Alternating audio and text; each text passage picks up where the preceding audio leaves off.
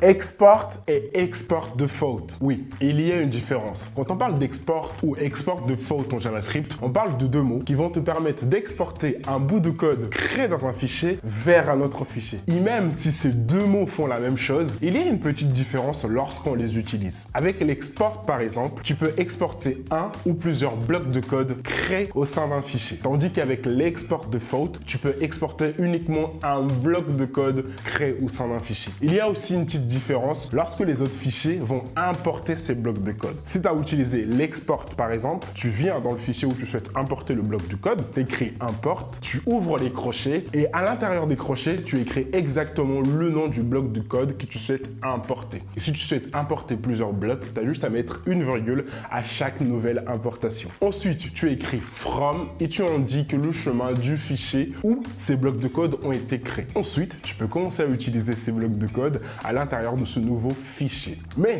si tu avais utilisé export default, il va avoir une petite différence. Tu écris toujours import, mais tu n'ouvres plus les crochets. Ensuite, tu n'es plus obligé d'écrire exactement le nom du bloc de code que tu souhaites importer. Tu peux changer de nom si tu veux. Le plus important ici, c'est d'écrire from et indiquer le nom du fichier où ce bloc de code a été créé. Et ensuite, tu peux commencer à l'utiliser dans ce nouveau fichier. Et pour être sûr que tout ça fonctionne, n'oublie pas de préciser dans ton package.json que tu souhaites utiliser les modules.